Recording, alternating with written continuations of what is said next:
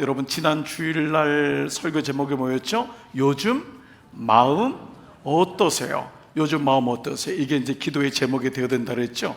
요즘 마음이 어떠세요? 그래서 여러분이 한번 좌우로 한번 이렇게 한번 인사 한번 해보겠어요? 옆에 있는 분에게 요즘 오늘 마음 어떠세요? 시작! 오늘 마음 어떠세요? 오늘 마음 어떠세요? 네, 듣자마자 좋지요 이런 분이 있고, 어느 분은 별로였어요 이런 분도 있을 수 있어요. 잠을 못 잤어요, 피곤해요, 여러 마음이 있을 수 있어요.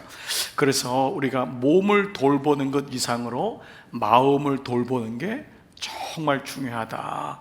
이 마음이 소중합니다. 근데 우리가 이 마음을 잘 돌보지를 않았잖아요, 그렇죠? 그러니까 이제 오늘도 말씀을 통해서 여러분의 마음을 좀 잘 돌보고, 오늘 말씀도 그 부분을 가지고 좀 말씀을 드리고요, 주일날과 이어서 8월 한 달 동안은 마침 바벨론의 이제 그 마지막 예레미야의 말씀이 열방들의 멸망에 대한 말씀이 나오죠.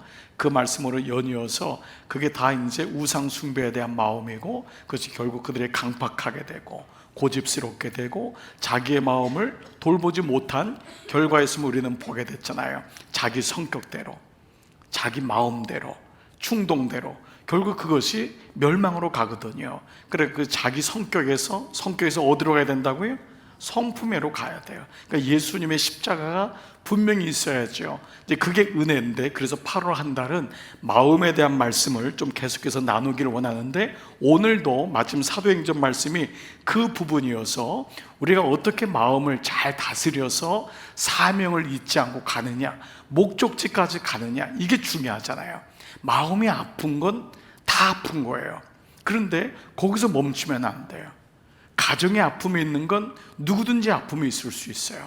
자녀에게도 마찬가지고 건강도 마찬가지예요. 제가 오늘 저희도 이제 아침에 일어나면은 아침 먹었어요? 잘 잤어요? 이런 인사를 안 하고 오늘 마음 어떠세요? 이렇게 이제 질문을 바꿨어요. 그래서 저도 아내한테 오늘 마음 어때요? 이렇게 묻고 눈치를 잘 봐야 됩니다. 눈치를 잘 보고, 그리고 집사람도 저한테 목사님 오늘 마음 어떠세요? 이렇게 저한테 물어서 대답을 해야 됩니다. 그래서 제가 오늘 다시 힘을 내야겠어요. 저도 사실 좀 지쳤거든요. 좀 아무래도 육적으로도 그렇고 다시 힘을 내야 되겠어요. 왜요? 그래서 아니, 오늘 힘을 내기 원하는 우리 교우들이 금요 성령 집회 오잖아요. 그러니까 힘을 내야겠어요.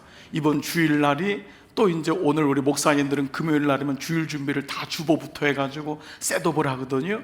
그러면 주일이 있잖아요. 그래서 이 주말을 다시 힘을, 제 마음을 돌봐야 되겠어요. 그러니까 목적지가 있으니까 사명이 다시 일어나는 거예요. 마음을 추스리게 되고. 자, 이제 이런 맥락에서 우리는 계속되는 사도행전 말씀을 묵상하는데, 사도 바울의 변화는 극적인 변화만으로는 이해하면 안 돼요. 어느 날 길을 걷다가 그냥 성령 한 방, 이런 표현이 좀 이상하지만 성령 한 방 맞아가지고 완전히 바뀌었다, 이렇게까지 우리가 드라마적으로 생각하지 말고 그의 삶이 하나님의 개입하심으로, 틈입하심으로 그의 어떤 자기 주장, 자기 성격, 고집이 무너지잖아요. 그러나 그가 사도행전을 지금까지 이렇게 써가고 오늘날 우리에게 하나님의 사람으로 이렇게 전해 내려오는 이유는 그에게 성령의 동행하심이 지속적으로 이루어졌기 때문이에요. 그가 하나님의 말씀을 받고 성령의 그 은혜를 받은 다음에 그가 얼마나 자기 관리에, 얼마나 성령과의 동행에 최선을 다했는가. 그는 감옥에서조차 편지를 쓰는 그런 동일한 마음과 관리하는 그런 정말 자기 자신의 변화를 가지고 살아갔던 것이죠. 충동적이고 이기적이었던 바울이 예수님 만나면서 그의 삶이 달라졌던 것입니다. 자, 그래서 우리는 변화에 대해서 눈을 뜨는 거예요. 갑작스러운 변화만이 여러분 기독교 성령의 역사가 아닙니다. 어떤 사람은 갑자기 끊고 갑자기 변화되고, 그런데 그거는 시작점인 거예요. 진짜 변화는 그 갑자기 내가 생각하지 못했던, 기대하지 못했던 은혜를 받은 거예요. 근데 그것이 지속돼 가는 여정이 너무도 중요하잖아요. 그렇죠? 그러니까 바울의 여정도 자기 삶의 변화가 있기 시작했던 거죠. 상담학자인 나다니엘 브랜든이라는 교수가 쓴 자존감의 6가지 기둥이라는 책이 있습니다. 이 자존감의 6기둥이 Six Pillars of Self-Esteem, 그러니까 Self-Esteem이 6가지 기둥으로 세워지는데, 한 인격체가 성숙하게 되는 것은 한꺼번에 이루어지는 게 아니라는 거죠. 6개의 기둥이 있어야지만이 이 지붕을 받친다는 의미겠잖아요. 물론 이건 이제 다 얘기할 수 없지만, 이 사람은요, 자존감에 대해 이런 정의를 내렸어요. 자존감, self-esteem. 이 자존감이 높다. 어떤 분 이런 얘기 하잖아요. 목사님, 저는 자존감이 좀 약해요. 이러면 이럴 수도 있잖아요. 근데 자존감이란 뭐냐면, 남들이 나를 생각하는 게 아니에요. 남들이 나를 어떻게 보느냐, 이걸 자존감이라고 하지 않고 내가 나를 생각하는 게 자존감이에요. 내가 나를 생각하는 개념이 자존감이에요. 사실 남들은 중요하지 않아요. 남들은 지나가는 사람이거든요. 그 사람이 내 인생을 살아주는 게 아니잖아요. 근데 오늘 우리는 뭐죠? 남들이 나를 어떻게 보느냐에 신경을 많이 쓰는 경우가 많잖아요. 물론 그 부분을 무시할 수는 없어요. 그것도 나의 삶을 끌어가는 동력이 되긴 돼요. 그런데 진짜는 뭐냐 하면, 내가 나를 생각하는 게 자존감이다. 그래서 자존감은 자신감과는 다르다라는 거예요. 자신감하고. 이 자신감이 왜 다르냐? 자신감은 무엇으로 인해서 생기는 것이라면, 자신감은 내가 연봉을 많이 받아요, 좋은 회사를 다녀요, 거울에 비춰진 내가 예뻐요, 자신감이 붙죠. 그렇지만 자신감은 무엇으로 인해 생기는 것이지만, 자존감은 스스로의 생각에서 오는 것이기 때문이다.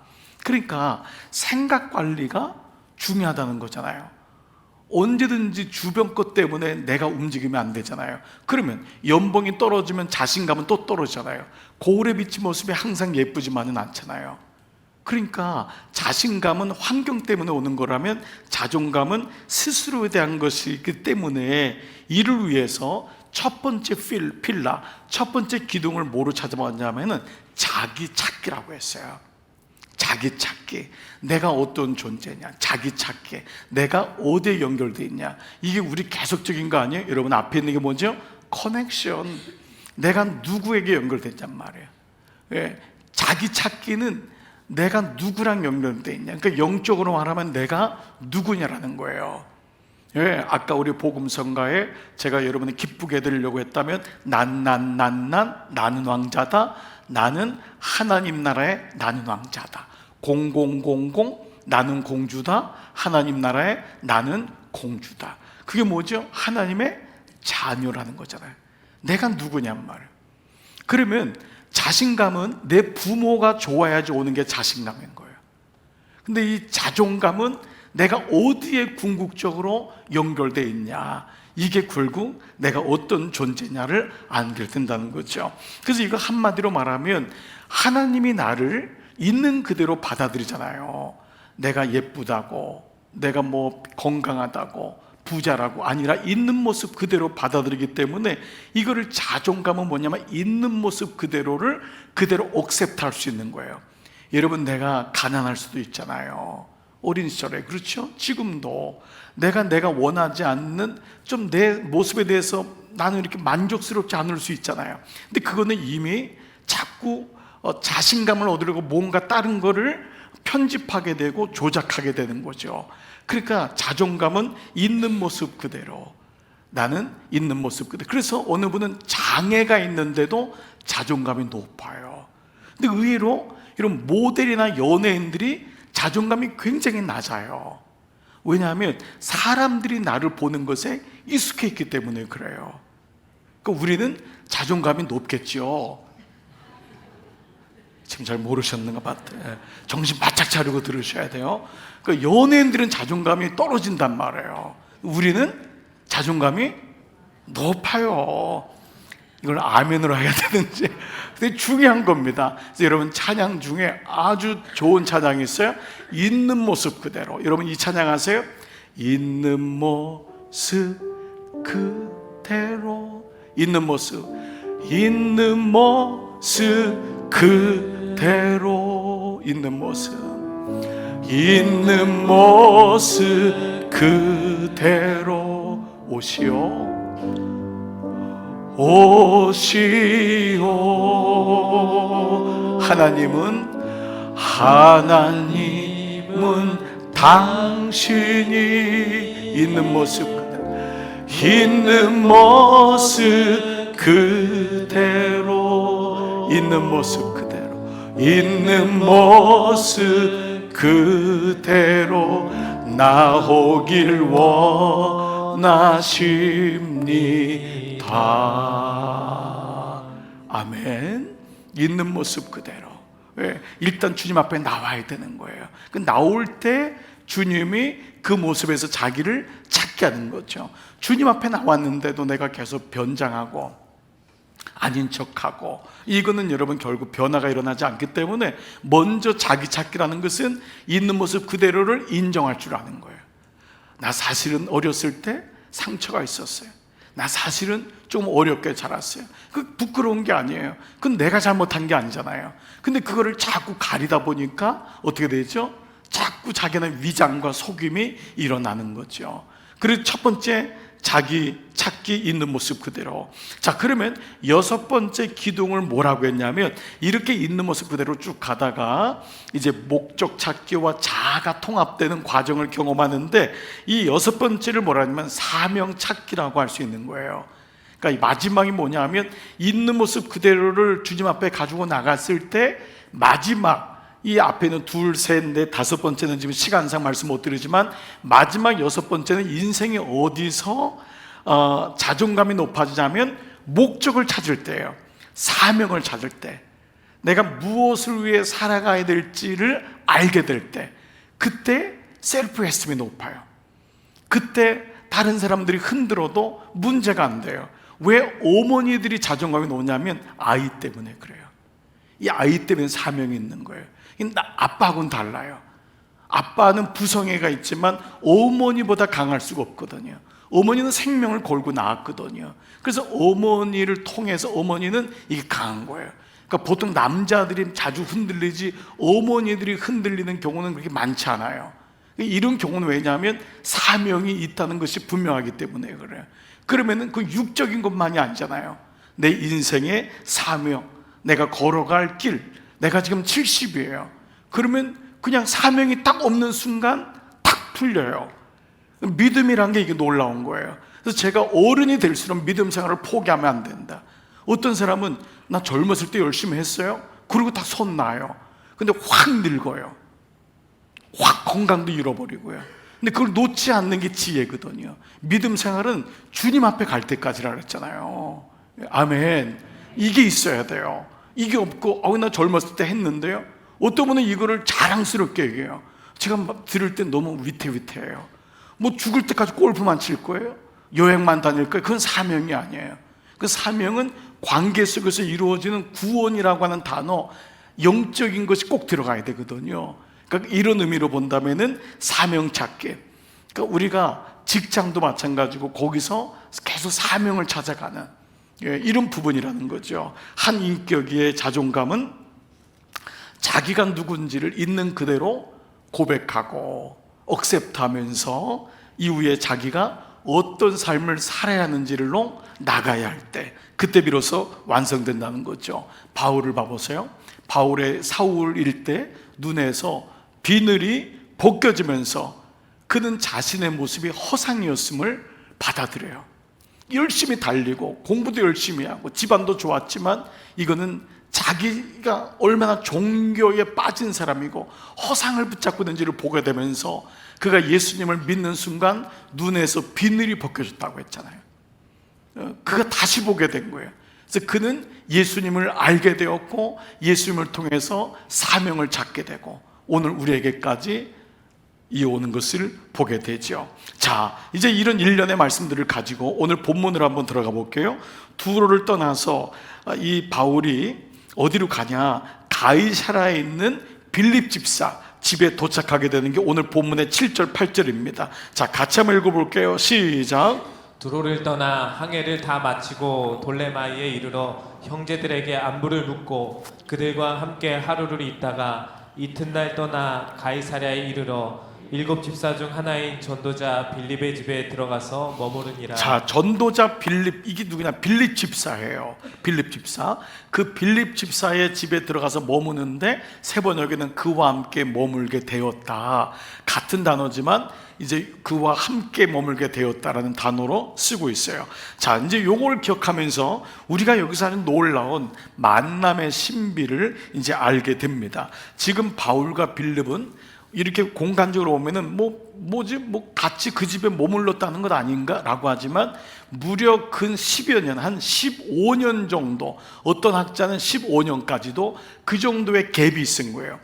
그 정도의 시간 차이에서 만난 거예요. 그러니까 15년 만에 만난 거예요. 그러면 이게 왜 문제가 되냐면 빌립은 스데반 집사가 순교당하면서 그 다음에 초대교회를 이끌어갔던 믿음의 전도자였죠. 자, 그래서 그가 사마리아, 이 스데반 집사가 박해가 일어날 때 사마리아 쪽 북쪽으로 올라가서 복음 운동을 했던 사람이에요. 그랬던 그가 여러분 혹시 기억나세요? 남쪽으로 가서 가사로 내려가라 갑자기 그랬을 때 그가 순종하여 내려가서 만났던 사람이 이디오피아 네시를 만나잖아요. 그 사건이 바로 이 빌립 집사예요. 그리고 이제 다시 이제 이 사마리아로 올라가서 이 부흥 운동을 초대교회에 일으켰던 아주 신실한 집사란 말이에요. 자, 그런데 빌립은 사울이 당시에 혈안이 되어서 사울이 눈에서 비늘이 벗겨지기 전에 사울이 스데반을 죽이잖아요. 그 스데반 죽인 다음에 옷가지가 그 스데반 집사 죽었을 때 그 옷을 모았던 사람이 바로 사울이었잖아요. 그런데 이 빌립은 사울에게는 스데반과 같이 죽이는 자 이 리스트에 올라가 있는 사람이었던 거예요. 그러니까 빌립은 도망 다녀야 되고 사울은 혈안이 돼가지고 예수 믿는 사람을 잡아 죽이는 그런 관계였던 거예요. 자, 그런데 그러다가 이제 사울이 회심을 했고 빌립은 사울이 어떻게 회심했는지를 듣게 된 거예요. 그럼 놀랍게도 그가 예루살렘에 가서 제자들을 만나고 또 안디옥 교회에서 바나바가 그를 데려다가 공동 목회를 하고 그가 그를 선교지로 보내는, 그리고 그 놀라운 일들을 들었던 거예요. 자, 이제 이런 관계에 있는 거예요. 그러니까 15년 정도의 세월이 지나서 바울이 자기가 죽이려고 했던 그 빌립의 집에, 빌립은 바울에게는 뭐죠? 그 예수 믿는 사람을 잡아 죽이려고 했던 그 인상을 가지고 있는 거란 말이에요. 그 두 사람이 만나게 된 거예요. 자, 그런데 오늘 본문을 보면 놀라운 건 빌립이 이전의 바울의 모습을 기억하고 있지 않다는 거예요. 이건 놀라운 거예요. 빌립은 지금 바울을 있는 모습 그대로 인정하고 받아들여요. 오늘 본문에 그와 함께 머물게 되었다, 이 세 번역의 의미는 문자 이상으로 그와 함께 가족이 되었다라는 단어예요. 그와 함께 머물게 되었다는 것은 그를 가족으로 받아들였다. 물론 시간은 꽤 지났지만 15년 전에 자기의 형제 같았던 스데반을 잡아 죽였던 사람이 바울이에요. 사울이었단 말이에요. 사울은 초대교회를 초토화시켰던 사람이에요. 회심해서 물론 이렇게 역사를 일으켰지만 그 과거가 있었던 사람인데 처음 만나는 그 장면인데 지금 빌립 집사는 사도 바울을 그의 가족으로 받아들였다는 거예요. 자, 이게 우리가 우리 자신을 그대로 인정하는, 우리의 지난 시간을 있는 모습 그대로 주님이 나를 받으실 거야 인정하는 것과 동시에 진짜 자기 찾기는 나만 찾으면 안 돼요. 상대방도 그거를 인정해 주는 것이 돼야 돼요. 자기만 나는 내 모습 그대로예요 주님 앞에 가고 다른 사람은 인정하지 않는다면 그는 반쪽짜리잖아요. 진짜는 나를 있는 모습 그대로 주님 앞에 고백하고, 주님 저 아픔이 있었어요, 연약했어요, 동시에 나에게 아픔을 주고 상처가 된 그 사람도 내가 어떻게 받아들일 수 있는가, 이 두 가지가 같이 가는 거예요. 만약에 교회가 이게 없다면 나는 주님 안에 나를 찾았는데 나는 저 인간은 싫어, 그래서 많은 교회가 거기 머물러 있는 거예요. 그 사람 분명히 은혜를 받은 거예요. 은혜를 안 받았다고 얘기할 수는 없어요. 그 장로님, 그 권사님, 그 집사님 분명히 은혜를 받았으니까 저렇게 직분을 행하고 교회를 섬기죠. 그러나 거기 머물러 있는 거예요. 고기, 내가 은혜 받고 내가 누군지는 주님 앞에 나갔지만은 울고 불고 기도한단 말이에요. 나 같은 사람을 주님이 받아들였는데, 그런데 저 인간은 안 되는 거예요. 그 믿음이란 것은 반쪽짜리가 되면 안 됨을 오늘 사도행전 통해서 우리가 보게 되죠. 우리의 상처 중에 하나는 우리에게 형성된 이 선입관이나 성경험이 바뀌지 않는다는 거예요. 그래서 거기서 구원은 받았지만 머무를 때가 많죠. 어떤 분은 평생 안 바뀌는 분도 있어요. 근데 자기가 그걸 잘못했다고 생각하지 않습니다. 이 같은 생각의 피해자는 정작은 그 사람이 아니에요. 자기 자신이에요. 여러분이 누군가를 미워하고 누군가를 받아들이지 않고 좀 생각이, 그 사람은 생각할 때마다 안 좋아. 나는 그 사람을 쳐다볼 필요도 없어.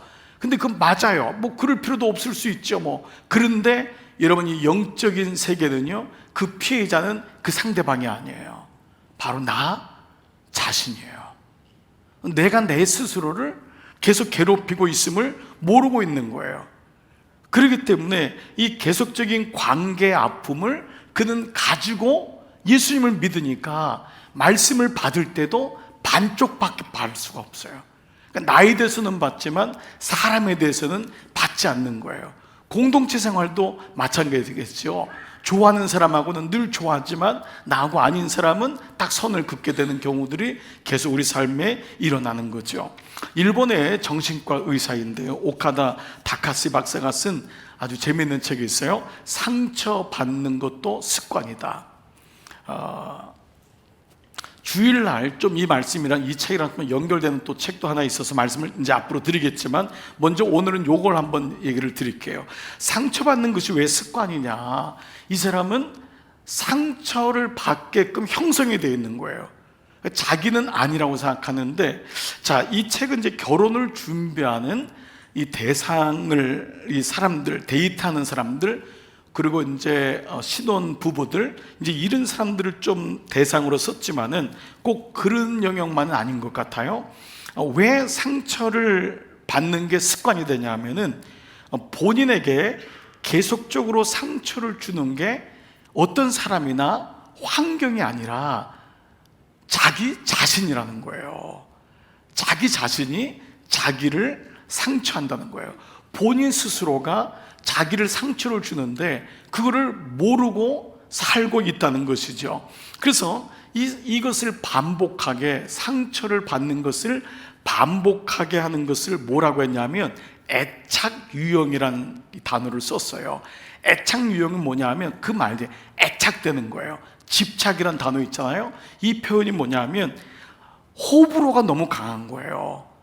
내가 좋아하는 것, 내가 싫어하는 것, 이게 딱 정해져 있는 거예요. 이미 내가 좋아하는 것에 대해 규정되어 있고 싫어하는 것에 대해서 딱 규정되어 있기 때문에 더 이상 변화가 일어나지 않는 거예요. 그러니까 애착 유형이 강한 사람은 어떤 사람을 만나도 처음에는 괜찮은데 또 비슷하게 또 형성이 되는데, 이게 데이트하는 형성이에요. 그래서 데이트를 하는데 왜 나만 상처를 받느냐? 사람은 바뀌는데. 그러니까 그 안에서 이런 애착 유형이 일어나다 보니까 그 스스로가 결국은 상대방을 잘 진단도 못하고 자기도 진단을 하지 못하는 일들이 일어나게 된다는 거죠. 자, 그런데 애착 유형은 뭐냐면 어떤 것에 대해서 이제 호불호가 강한 건데, 이것을 가리켜서 선입견과 선경험이라고 했어요. 그러니까 그 안에 왜 애착 유형이 생기냐면 내가 가지고 있는 선입관과 선경험이, 우리가 말하면 예수 안에 들어오면 이것이 오늘 바울은 무너졌단 말이에요. 빌립은 무너졌던 거예요. 얼마든지 이걸 가지고 상처를 입고 그걸 곰곰이 막 생각하면서 살 수 있는데, 그런데 이것을 계속 간직하고 살 수 있는데 빌립은 뭐예요? 씻어버렸잖아요. 이게 예수의 힘인데, 믿음의 능력인데 일반적으로 그렇지 않은데, 이 선입관과 선경험이 어디서 생기냐면 첫 번째는 부모와의 관계에서 생기는 경우가 많아요. 부모와의 관계에서, 이거는 이 연결 관계이기 때문에 놓칠 수가 없어요. 그러니까 부모와의 관계 속에서 그것이 그대로 내려오는 거예요. 그러면 영적으로 말하면 뭐죠? 부모와의 관계에서부터 그 커넥션이 아니라 이 커넥션으로 와야 된단 말이에요. 그 부모 사이에 진짜 부모이신 하나님을 만나는 영적인 경험과 이것이 있을 때 내가 부모로부터 받았던 선입관과 성경험, 그 나쁜 것이 끊어지는 역사가 여기서 일어난단 말이죠. 여러분 이해되시지 않나요? 그렇죠. 안 그러면은 우리는 부모의 경험과 관계를 가지고 평생을 살아가는 거예요. 둘째, 어디서 선입관과 성경험이 일어나냐면 어린 시절의 상처예요. 어린 시절의 상처는 오랫동안 쌓여 있어서 그때는 안 보이는데 문제가 생기면 쫙 올라와요. 그 과거죠. 어린 시절의 경험들, 이런 경험들이 우리 삶에 이건 안 돼, 이거는 돼 라고 하는 스스로가 벽을 쌓게 하는 모습을 갖게 된다는 거죠. 그러다 보니까 계속해서 자기 자신에 대해서 자신감도 떨어지고 이런 부분들이 나를 올가매게 되는 애착 유형으로 끌고 가게 되기 때문에 딱 그 어떤 결정을 할 때 전체를 보지 못하고 요것을 딱 보고 거기에 끌려가는 모습을 갖게 된다는 것이죠. 자, 이제 이런 부분들을 뭐 제가 구체적으로 얘기하기는 어렵지만은 이제 이런 걸 한번 생각해 보잔 말이에요. 그 나에게도 이런 애착 유형이 있으면 사람에 대해서도 마찬가지란 말이에요. 만약에 목회자인 제가 호불호가 너무 강하다면 이건 굉장히 무서운 거예요. 우리가 어떤 인격을 가지고 성장해야 되는데 그게 안 되면은 늘 거기 딱 매여 있는 거예요. 근데 어느 날 예수님이 내 안에 들어오고 믿음이 내 안에 들어온다는 것은 어떤 교우도 같은 레벨에서 같은 무게로 같은 마음으로 받아들이고 사랑해야 돼. 물론 인간인지라 연약함이 있겠지만 이게 없다면은 교회는 어려움을 경험할 거예요.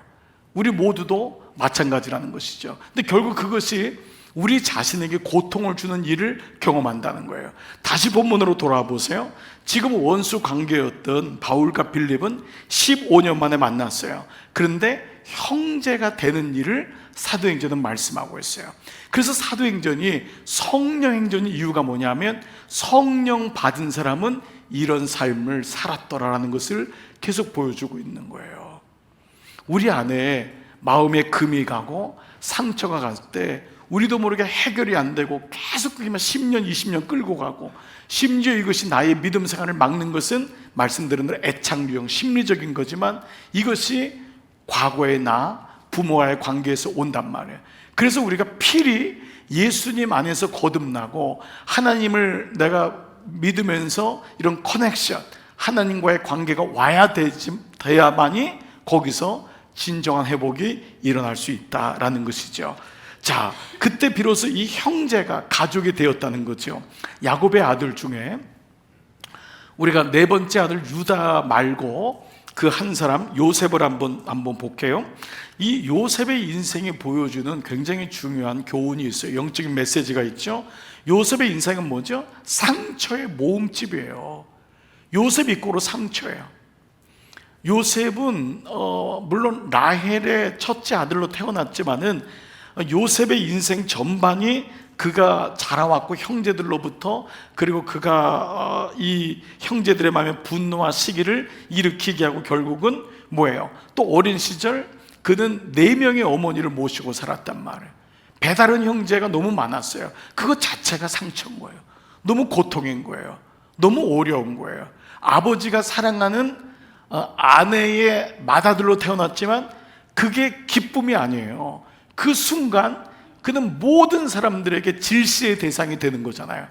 그러니까 그냥 그 꿈 얘기했다가 그거 뭐 대단하다고 그거를 가지고 구덩이 파가지고 자기 똑같은 형제를 죽이려고 했던 사건이 이 안에서 일어났던 거죠. 자, 그러니까 또 동생 또 베냐민을 낳으면서 어머니는 죽잖아요. 어린 시절에 어머니가 또 죽어요. 그래서 제가 한번 요셉하고 베냐민하고 한번 여러분 말씀드린 적이 있는데, 그 감정이입을 한다면 베냐민하고 요셉하고 매일부터 둘이 앉아가지고 밤하늘 쳐다보면서 저 별은 누구의 별, 저 별은 엄마 별, 저 별은 내 별, 매일마다 울고 살았을 게 요셉이죠. 자, 그런 요셉이 어떻게 하죠? 형제들에 의해서 10대의 노예로 끌려가게 되고, 노예의 삶이라는 것은 쓴뿌리거든요. 10대의 사춘기 때 노예의 삶을 살면서 그리고 그가 경험했던 누명, 옥살이, 3년의 이상의 감옥 생활. 이런 생활은 그를 완전히 병들게 충분했단 말이에요. 그런데 놀랍게도 하나님이 그에게 누구를 조우하게 하죠? 그의 형제들을 조우하게 하잖아요. 그리고 그가 보복할 수 있는 위치로 하나님이 그를 올려주잖아요. 세상적으로 말하면 원수 갚을 수 있는 시스템이 다 된 거예요. 누가 뭐라 해도 이 원수 갚는 것은 타당한 거예요. 합리적인 시스템이 돼버린 거예요. 자, 그런데 그가 형제들에게 뭐라고 하냐? 창세기 50장 19절 같이 읽을게요. 시작. 요셉이 그들에게 이르되 두려워 마소서, 내가 하나님을 대신하리이까. 당신들은 나를 해하려 하였으나 하나님은 그것을 선으로 바꾸사 오늘과 같이 만민의 생명을 구원하게 하시려 하셨나니 당신들은 두려워 마소서. 내가 당신들과 당신들의 자녀를 기르리이다 하고 그들을 간곡한 말로 위로하였더라. 이게 요셉이란 말이에요. 이렇게 바뀐 거예요. 이게 어떻게 가능한 말이에요. 이게 어떻게? 그러니까 하나님이 그의 인생 속에 주인이 될 때 어린 시절의 상처와 그 우리가 알고 있는 아까 말씀드렸던 애착 유형, 여기로부터 나오는 그 정확하게 진단하는 것이 되죠. 이 사람은 뭐라고 하죠? 내가 하나님을 대신하리까. 다시 말씀을 봐보세요. 그리고 뭐라 그래요? 하나님이 그것을 선으로 바꿨다. 하나님이 주어가 들어간 거잖아요. 당신과 우리 사이에 하나님이 계시기 때문에 나는 얼마든지 당신을 죽일 수도 있고 당신들의 자녀들 다 어려움을 줄 수 있지만은 하나님이 그 아픔을 선으로 바꿔, 하나님이 우리의 상처를, 우리의 애착 유형을, 나만 상처받는 내 모습을 선으로 바꾸셔서 오늘과 같이 많은 백성의 생명을 구원하게 하시려고 사명이 생겼잖아요. 구원하게 하시려고 하셨나니 당신들은 두려워하지 말고, 또 거기서 한 걸음 더 나가죠. 내가 당신들과 당신들의 자녀들까지, 이렇게까지 가는 거예요. 원수 안 갚는 게 아니라 원수를 사랑으로 뒤집어 엎는 완벽한 스토리가 형성이 되는 거죠. 본문으로 다시 한번 돌아와 봤어요. 이 빌립 집사의 집에서 네 딸이 있어요. 그래서 선지자가 와서 이 바울에게, 우리가 지난 사도행전 말씀 묵상할 때 여러분 기억날 거예요. 환난에 대한 예언을 얘기하죠. 9절 12절 한번 읽겠습니다. 자, 그때 여러분이 사도행전 묵상했을 때 한번 생각하시면서 같이 시작. 그에게 딸 넷이 있으니 처녀로 예언하는 자라. 여러 날 머물러 있더니 아가보라 하는 한 선지자가 유대로부터 내려와 우리에게 와서 바울의 띠를 가져다가 자기 수족을 잡아매고 말하기를, 성령이 말씀하시되 예루살렘에서 유대인들이 이같이 이 띠 임자를 결박하여 이방인의 손에 넘겨주리라 하거늘, 우리가 그 말을 듣고 그곳 사람들과 더불어 바울에게 예루살렘으로 올라가지 말라 권하니. 자, 우리는 이 말씀을 이미 알고 있어요. 이 바울의 네 딸이나 내려왔던 아가보라는 선지자의 말이 틀렸다. 이 사람들은 성령을 받고 얘기한 거고, 바울도 성령을 받고 이 사람들은 예루살렘 올라가지 말라. 이게 그것보다도 정말 사랑하는 마음에 대한, 이 바울을 정말 사랑하니까 그가 올라가서 당할 환난을 알고 있으니까, 또 사실 사람들은 이 바울이 고난받고 죄수가 되어서 복음을 전한다는 것을 거기까지는 이해할 수가 없었던 거예요. 그렇기 때문에 이들은 또 그 마음으로 올라가지 마라, 올라가면 이 띠를 묶은 이 띠 임자가 결국은 어려움을 당할 거다라고 하지만은 결국은 사명의 길을 걷게 되죠. 그래서 13절에 이렇게 했을 때 바울이 대답하되, 여러분이 어찌하여 울어 내 마음을 상하게 하느냐? 나는 주 예수의 이름을 위하여 결박당할 뿐 아니라 예루살렘에서 죽을 것도 각오했다. 나로 인해서 이것 때문에 나를 붙잡지 말아라, 내 마음을 힘들게 하지 말아라, 이게 상하게 하지 말아라. 나는 예수님 이름을 위해서 고난당하고 환난당하는 거 각오했다. 이렇게 이제 말을 하죠. 그러니까 바울의 마음은 변함이 없어요. 인생이 결정이 된 거예요. 그는 혼돈하지 않죠. 자, 제가 이 말씀을 왜 혼돈이라 말씀을 드리느냐, 어떻게 살아야 될지 모를 때, 우리가 아까 여러분 6가지 그 자존감의 중요한 이 6가지 필라가, 그 기둥이 첫 번째가 자기 자신을 있는 모습 그대로 인정하고 그때 자기를 찾는 거죠, 하나님 안에서. 그리고 마지막 6번째가 뭐라 그랬죠? 사명 찾기라 그랬잖아요. 그러니까 바울의 마지막 이 여정을 보면은 그는 자기가 어디로 갈지든 두려움은 있지만 사명이 분명히 있다는 거예요. 어떻게 살아야 될지를 아는 거예요. 내 인생은 어떻게 마무리가 될 거야. 그래, 이게 그 순교를 하거나 순교를 안 하거나 이런 차원이 아니라 나는 하나님을 떠날 수 없어. 그거잖아요. 나는 이 믿음을 포기할 수 없어. 내게 주신 구원의 사명을 나는 포기할 수 없어. 이게 분명한 거죠. 자, 그런데 이거를 결정하지 못하는 걸 가리켜서 보통 카이오스, 혼돈이라고 했잖아요. 커넥션의 반대가 디스커넥션, 단절이라 했죠. 그리고 원칙이 아니면 뭐라 그랬죠? 변칙이라 했잖아요. my way. 그 my way가 될 때 뭐가 온다고 그랬죠? 카이오스, 혼돈이 온다고 했잖아요. 혼돈이란 말, 즉 방황이라고 하죠. 자, 혼돈이란 말은 질서가 없는 상태잖아요. 혼돈은 마음의 내면적인 게 혼돈, 나 혼돈스러워. 이거는 질서가 지금 없는 거예요. 뭐를 어떻게 될지 모르는 게 혼돈스러운 거잖아요. 근데 그것이 행위로 드러난 걸 가리켜서 방황이라 그러죠. 나 방황해. 그 방황이란 말은 길을 잃어버린 거예요. I lost my way. 내가 길을 잃어버렸어요. 어디로 갈지를 모르는 거예요. 자, 그래서 우리가 내가 누구인지를 모르게 될 때, 하나님을 만나지 못하면, 하나님의 말씀이 내 안에 들어오지 못하면 내가 누군지를 모르게 되고, 결국 그것이 내가 어떻게 무엇을 위해 살아가야 되는지를, 사명을 잃어버리게 되니까 결국은 뭐죠? 프라이드가 아니라 CPP의 프라이드, 영적 자긍심이 아니라 혼돈의 삶을 살게 되는 거죠. 문득 이 말씀을 준비하다가 좀 한참 됐지만, 여러분 젊으신 분은 이 찬양 같은 곡을 많이 익숙하지 않지만, 옛날에 그 전영대 씨라고 하는 복음성가 가수가 목사가 된 분인데, 세상에서 방황할 때 라는 찬양을 부른 적이 있어요. 이 찬양이 너무도 많은 사람들에게 불려지고 정말 내 모습이 그랬구나 라는 모습을 알게 된 찬양이죠. 이 찬양의 가사가 어떻게 시작하냐면 이 찬양이에요. 세상에서 방황할 때 나 주님을 몰랐네. 그러니까 우리의 본질이 뭐냐면 세상에서는 열심히 살지만 그게 방황이라는 거예요. 열심히 돈도 벌고 직장도 살고 올라가고 건강하고, 그런데 그걸 방황이라고 본 거예요. 전영대 씨는 사업을 했던 분이, 잘 나갔던 분이에요. 주님을 몰랐던 거예요. 사실 그는 집사라고 했어요. 주님 몰랐던 게 아니에요. 모태신앙자였고 집사였지만 목적이 없이 살았던 거예요. 그랬던 그가 나 주님을 몰랐고 그게 내 맘대로 고집하며 살았구나.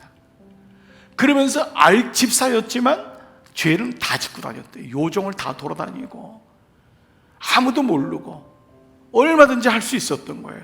그런데 예수님이 오니까 자기를 보게 된 거예요. 야, 이건 믿음이 아니구나. 내 고집대로 온갖 죄를 다 저질렀구나.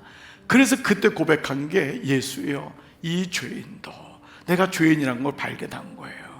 용서받을 수 있나요? 이미 집사고 세례 받은 분인데 그는 자기 스스로 죄인이라고 본 거예요. 그리고 뭐라 그랬죠? 심지어는 벌레만도 못한. 여러분, 우리 이 표현 별로 안 좋아하잖아요. 사실 우리가 무슨 벌레예요?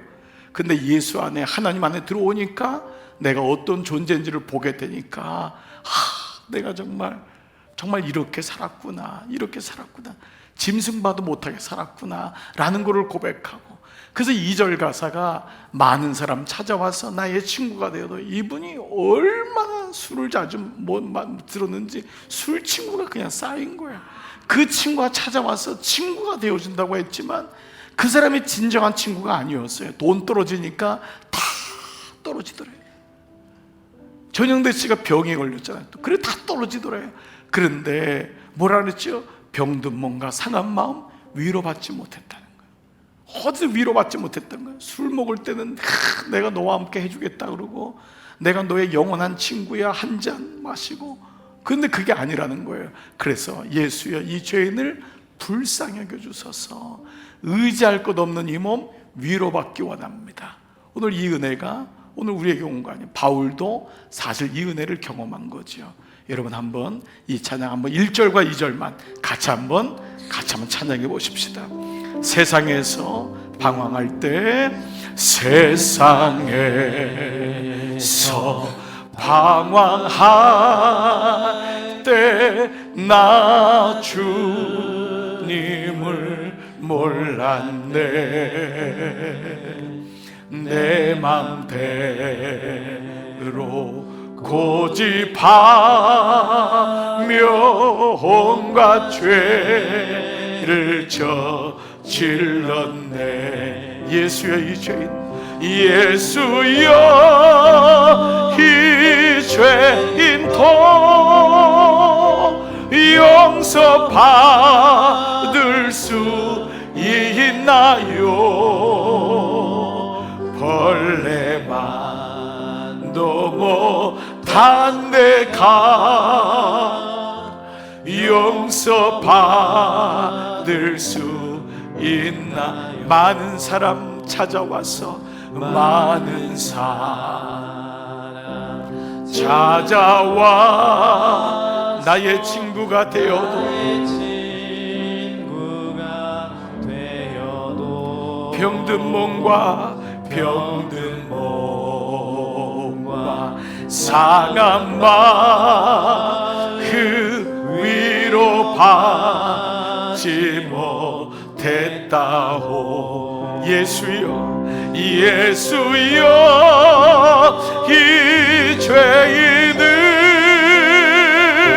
불쌍히 여겨 주소서. 의지할 것 없는 이모 위로받기 원합니다. 아멘. 이 찬양이 여러분과 저의 찬양 되기를 축복합니다. 아멘. 자, 이제 마지막 결론적으로요, 바울은 이러한 여러 가지 말 가운데, 사랑의 고백 가운데 있지만 자신의 인생의 방황을 종지부 찍는 아주 중요한 대답을 두 가지를 묵상할 수 있습니다. 첫 번째는, 왜들 이렇게 울면서 내 마음을 아프게 하냔 말이에요. 내 마음을 상하게 하냔 말이에요. 사실 바울도 인간이에요. 그렇게 무엇이 자신을 약하게 하는지, 주님의 마음으로 떠나게 하는지를 알 수 있는 거예요. 이렇게 사랑하는 제자들이, 또 빌립 집사까지, 딸까지, 아가보에서 온 선자까지 가면은 고난당합니다. 그러면 바울도 사실, 여러분 어때요? 이런 마음이 올 때 움직이지 않겠어요? 예, 그런데 지금 뭐죠? 이런 것에 더 이상 매여 있을 수 없다는 거예요. 당신들이 귀하지 않다는 게 아니에요. 나는 이 길을 가야 한다는 거예요. 여러분 인생을 살면은요, 이런 마음을 아프게 하는 게 있어요. 여러분 삶의 고난 때문에도 그렇고, 배우자 문제로도, 자녀 문제로도, 인생의 여러 문제들이 여러분을 아프게 할 수 있어요. 직장 때문에도 여러분의 마음을 힘들게 할 수 있어요. 근데 사도 바울은 이것들로 내가 주님께 가는 마음을 막지 말라는 거예요. 이게 귀하지 않다는 게 아니에요. 많은 분이 인생의 아픔, 가족관계, 자녀관계, 직장, 이것 때문에 어느 날 주님을 놓쳐버릴 때가 많아요. 이게 분명히 우리를 힘들게 하지만 나는 이것들로 내 마음은 뺏기지 않겠다는 거예요. 옛날의 상처 때문에, 과거의 부모로부터 안 좋았던 마음 때문에, 이것 때문에 난 예수님 놓치지 않겠다는 거예요. 예수님을 붙잡아야지만 진짜 사명이 나오고 삶의 의미가 있기 때문에, 지난 과거에 있었던 건 과거인 거예요. 이제 예수님이 그 과거와 지금 사이에 들어오신 줄 믿습니다. 그러면 이 과거에 끌려가면 안 돼요. 다시 애굽으로 돌아가면 안 돼요. 왜 애굽으로 들어가냔 말이에요. 지금 예레미야의 말씀이 그 말씀이잖아요. 그래서 첫 번째 결혼한, 이 아주 결연한 그 확정적인 대답이 뭐냐? 나는 이것들로 내 마음을 뺏기지 않겠습니다. 내 마음을 힘들게 하지 마세요. 여러분이 사역을 하거나 무슨 일 할 때마다 어려운 일이 와요. 그때마다 여러분, 그분들이 여러분을 괴롭히는 분은 아닐 거예요. 그러나 그것 때문에 휘청거리고, 그것 때문에 아파하고, 그것 때문에 연약하시면 안 돼요. 여러분 계속 주님의 일을 향해 달려가시기를 축복합니다. 여러분 예수 믿는 거는 얼만큼 믿는 거죠? 평생 믿는 거예요. 아멘. 예수 믿는 거 5년 믿다 딱 끝나는 거 아니에요? 예수는 평생 믿는 거예요. 그러려면 여러분 뭐가 짖어도 기차는 간다? 그냥 알아서 하세요. 여러분 다른 거는 막 짖을 수 있다니까요. 제가 그걸 개라고 강아지 분이라고 얘기하진 않겠어요. 그러나 그분들은 그냥 그런 게 있을 수 있어요. 여러분을 붙잡을 수 있는 일이 많아요. 그러나 거기 다 매이고 이거 매이고 저거 매이면은 아무것도 못해요. 가야 되는 거예요. 그러니까 이 마음이 있는 거예요. 두 번째, 이 사도 바울의 결연한 마음, 나는 주 예수의 이름을 위해서 살겠다는 거예요. 그분의 이름을 높이겠다. 이게 분명한 거예요. 우리가 자꾸 내 이름, 내 마음, 이것 때문에 신경을 쓰니까 주님의 이름이 높아지지 않는 거예요. 주님을 위해 살면 주님이 기까짓 거 이런 거 뭐 안 해주시겠어요? 생각해 보세요. 내가 내 이름에다가 그 사람 이름에다가 목숨을 걸고 하니까 그것밖에 안 되는 거죠. 주님의 이름을 위해 한번 멋있게 살고 주님의 이름을 위해 살면은, 심지어 바울은 죽을 각오까지 됐잖아요. 옛날에 자기는 자기 이름이 있었잖아요. 바울은 자기의 학문, 자기의 집안, 여기에다가 목숨을 걸었는데 이제는 예수님의 이름이 들어온 거예요. 이걸 가리켜 사명이라 하잖아요. 우리도 마찬가지 아니에요? 우리 모두가 목회하는 거잖아요. 이제 우리 이름 속에 예수님의 이름이 들어오는 것, 이것이 사명인 줄 믿습니다. 자, 어떻게 이게 가능할까요? 마지막 말씀을 마무리할게요. 그리스도인들을 제가 이번 수요일 날 말씀을 나눴는데 주일날에도 이 말씀을 좀 한번 더 드릴 거예요. 그리스도인은 어떤 사람이냐면, 우리가 이 세상 속에서 구속사라고 하는 개념은 세속사 가운데서 구속사를 사는 게 그리스도인이에요. 우리는 이 땅을 살아가잖아요. 그러나 이 땅이 전부인 걸 알잖아요. 그렇지만 이 땅을 무시하진 않아요. 그래서 세속사가 있는 거예요. 우리는 이걸 어릴 때 세계사라고 했지만, 세속사라는 건 뭐냐 하면 구속사와는 다른 거잖아요. 구속사는 세속의 삶을, 세상의 삶을 살아가지만 내가 어떤 존재인지를 아는 게 그리스도인이에요. 이게 사명인 거예요. 만약에 구속사를 모르면 이게 그냥 교훈이고, 그냥 좀 착하게 살래, 정직하게 살래, 예수 믿고 그냥 그렇게 배포 있게 아량 있게 살래, 이건 뭐죠? 세속사를 사는 거예요. 거기서 조금 착하게 살다가 죽는 거예요. 그러나 성경은 그게 아니거든요. 예수 그리스도가 이 땅에 온 것은 세속사 가운데 구원의 역사가 있음을 말씀하고 있죠. 세속의 역사가 흘러가잖아요. 우리가 이 땅에 살아가는 거예요. 바벨론에 살아가는 거예요. 그렇지만 거기서 구속사를 잃어버리면 우리는 그냥 세속사에 파묻혀요. 왜냐하면 세속의 힘은 엄청나거든요. 예수님을 십자가에 몰아붙일 정도로 강력한 거예요. 그 가운데 하나님의 부활의 역사를 우리는 알기 때문에 구속사의 능력을 알지만은, 세속사는 마귀는 끝냈다고 생각하는 게 세속사의 힘이잖아요. 그 수많은 그리스도인들을 교회는 나오게 하지만 구속사는 모르게 하는 거예요. 그러니까 세속사 속에 파묻히게 사는 거예요. 왜 우리가 우리 아이들을 위해서 눈물로 기도해요?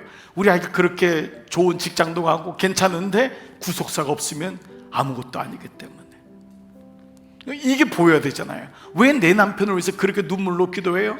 그 남편이 아무리 직장에 승급해도 뭐예요? 구속사가 없으면 그건 누구든지 안단 말이에요. 아니, 서울대 1년에 도대체 몇만 명 들어가요, 여러분? 예? 하버드에 몇만 명 들어가요. 그거 부러워할 게 아니라니까요. 그게 중요한 게 아니라 이제는 말씀이 들어오니까 구속사가 보이는 거예요. 세속사 가운데 구속사를 하니까 그때 비로소 목적이 보이고 사명이 보이고, 바울은 이 구원의 역사를 믿었기 때문에 끝까지 사명을 감당할 수 있었어요. 오늘 설교의 제목이 자긍심의 시작과 끝. 자긍심의 시작과, 진짜 프라이드의 시작과 끝은 자기 찾기. 내가 어떤 존재인지를 주님 앞에 고백하고 부끄러워하지 말고, 그러나 그때 사명 찾기가 될 때, 그때 우리는 비로소 프라이드가 생기고, 사도 바울의 모습처럼 세속사 가운데서 우리는 구속사가 있어야지만 프라이드가 있습니다. 세속사는 끊임없이 여러분에게 열등감을 줄 거예요. 끊임없이 비교의식을 줄 거예요. 그때 힘을 가진 사람은 구원의 말씀을 가진 사람이에요. 사명을 가진 사람, 이 은혜를 가지고 오늘도 우리가 모였어요. 그래서 우리가 기도하고 찬양하고 다시 하나님께 나가는 이유는 예수 그리스도, 그분만이 진짜 승리요 우리 인생의 목적이기 때문인 줄 믿습니다. 오늘 이 저녁에도 우리 그 마음 가지고 힘내고 찬양해서 주님 앞에 나가고 우리 승리하는 이런 모두 되시기를 축복합니다. 아멘.